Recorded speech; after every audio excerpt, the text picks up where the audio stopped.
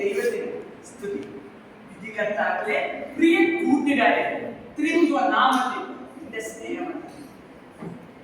വിശുദ്ധ ലൂക്കോസ് 21-8 നിങ്ങൾ തെറ്റിപ്പോകാതിരിക്കാൻ കരുതിക്കൊള്ളണം. ആരാണ് തെറ്റായ വഴിയിലൂടെ നയിക്കുന്നത്? 1 പത്രോസ് 5-8 നിങ്ങളുടെ ശത്രുവായ സാത്താൻ സിംഹത്തെ പോലെ അലറിക്കൊണ്ട് ആരെ വിധിക്കേണ്ടതെന്ന് അന്വേഷിച്ചുകൊണ്ട് നടക്കുന്നു.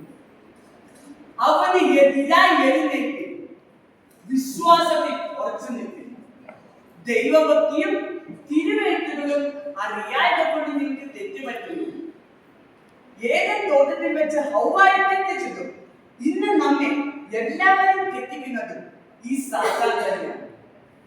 പ്രക്സിസ് 10-43 വിശ്വസിക്കുന്ന ഏവരും പാപമോചനം പ്രാപിക്കും.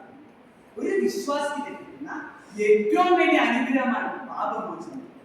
പാപിനിയായ സ്ത്രീ, സമരിയ സ്ത്രീ, ചുങ്കക്കാരൻ, സർക്കാർ ഇവരെല്ലാവരും ക്രിസ്തുവിൽ വിശ്വസിക്കുകയും അവരുടെ പാപങ്ങൾക്ക് ക്രിസ്തു മോചനം കൊടുക്കുകയും ചെയ്യും. ക്രിസ്തീയ മൂല്യങ്ങളെയും ക്രിസ്തീയ വിശ്വാസത്തെയും മുറുകെ പിടിക്കുന്നവർക്ക് മാത്രമേ തെറ്റിപ്പോകാതിരിക്കാൻ സാധിക്കുകയുള്ളൂ. സ്വർണ്ണ നവകരനായ വാനിയോസ് പറയുന്നു, പ്രാർത്ഥനയ്ക്ക് തുല്യമായി മറ്റൊന്നില്ല. കാരണം പ്രയാസമുള്ളതിന് എളുപ്പമാകുന്നു, അസാധ്യമായതിന് സാധ്യമാകുന്നു പ്രാർത്ഥനയ്ക്ക് സാധിക്കും. നമ്മെ പോലെയുള്ള ദൈവത്തിന്റെ കുഞ്ഞുങ്ങൾ നിരന്തരമായി പ്രാർത്ഥിക്കുവാൻ ശ്രമിക്കേണ്ടതുണ്ട്. നിരന്തരം ദൈവവുമായ സംഭാഷണത്തിൽ ഏർപ്പെടേണ്ടതുണ്ട്. എന്നാൽ മാത്രമേ നമ്മുടെ ആവശ്യങ്ങൾ തുറന്നു വയ്ക്കുവാനും അവിടുത്തെ സ്നേഹം അനുഭവിക്കുവാനും സാധിക്കുകയുള്ളൂ. ഉൽപ്പത്തി പുസ്തകം 32-26 നീ എന്നെ അനുഗ്രഹിച്ചിട്ടല്ലാതെ ഞാൻ നിന്നെ വിടുകയില്ല. ദൈവദൂതന്റെ കാലിൽ കെട്ടിപ്പിടിച്ചിട്ട് പ്രാർത്ഥിച്ച യാക്കോബിനെ കാണും. ഇവിടെ പ്രാർത്ഥന എന്തെന്ന് യാക്കോബ് നമ്മെ പഠിപ്പിക്കുകയാണ്. യേശയ്യാ പ്രവചനം 43-1-2 ഇപ്പോഴോ യാക്കോബേ, നിന്നെ സൃഷ്ടിച്ചവനും ഇസ്രായേലേ, നിന്നെ നിർമ്മിച്ചവനുമായ കർത്താവ് ഇപ്രകാരം അരുളി ചെയ്യുന്നു, ഭയപ്പെടേണ്ട, ഞാൻ നിന്നെ വീണ്ടെടുത്തിരിക്കുന്നു. നീ എനിക്ക് ഉള്ളവൻ തന്നെ, ഞാൻ നിന്നെ പേര് ചൊല്ലി വിളിച്ചിരിക്കുന്നു. ദൈവത്തോട് ചേർന്നിരുന്നാൽ ദൈവം നമ്മളെ തെറ്റിപ്പോകാതെ മാറോട് ചേർന്ന് നിൽക്കും. ഇന്നത്തെ ക്രിസ്തീയ ജീവിതത്തിലേക്ക് തിരിഞ്ഞു നോക്കുമ്പോൾ വിശ്വാസം നഷ്ടപ്പെട്ട ഒരു തലമുറയാണ് നമുക്ക് കാണുവാൻ സാധിക്കുന്നത്.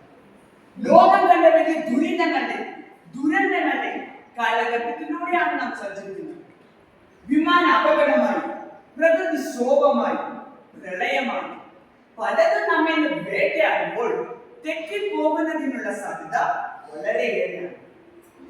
ദൈവത്തെ കൂട്ടിപ്പിടിച്ച് ജീവിതത്തെ ക്രമീകരിക്കുമ്പോൾ സന്തോഷവും സൗഭാഗ്യവും പ്രത്യാശയുള്ള ജീവിതത്തെ ക്രമീകരിക്കുക എനിക്കും നിങ്ങൾക്കും സാധിക്കും. ജഡമോഹം, കൺമോഹം, ജീവനത്തിലെ പ്രതാപം എന്നിങ്ങനെ ലോകത്തിലുള്ളതെല്ലാം പിതാവിൽ നിന്നല്ല, ലോകത്തിൽ നിന്ന് അത്രയാണ്. ഈ വിശ്വാസത്തിലേക്കാണ് കർത്താവായ യേശു ക്രിസ്തു നമ്മെ ക്ഷണിക്കുന്നത്. ലോകം നമ്മെ പാപത്തിലേക്കും അധാർമികതയിലേക്കും നയിക്കുമ്പോൾ ഓർക്കുക, പിതാവാം ദൈവം നമ്മെ കാത്തിരിക്കുന്നു. അവനെ വിശ്വസിക്കുക. കഠിനമായ സമയങ്ങൾ, ബുദ്ധിമുട്ടുള്ള സമയങ്ങൾ നമ്മുടെ ജീവിതത്തിൽ ഉണ്ടാകും. പക്ഷേ കർത്താവ് ശക്തമായി നമ്മളെ ഓർമ്മിപ്പിക്കുന്നുണ്ട്. വിശുദ്ധ ലൂക്കോസിന്റെ സുവിശേഷം 21-18 നിങ്ങളുടെ തലയിലെ ഒരു രോഗം പോലും നശിച്ചു പോകയില്ല. കാരണം നിങ്ങളുടെ സഹനം കൊണ്ട് നിങ്ങളുടെ പ്രാണനെ നമുക്ക് ആ വിശ്വാസത്തിൽ ഉറച്ചു നിൽക്കാം. ദൈവത്തോട് ചേർന്ന് നിൽക്കാം. കർത്താവ് നമ്മുടെ ദൈവമാകുന്നുവെന്നും അവൻ ഇന്നലെയും ഇന്നും നാളെയും നമ്മുടെ ദൈവമായി നിലനിൽക്കുകയും ചെയ്യുമെന്ന് നമുക്ക് ഉറച്ചു വിശ്വസിക്കാം.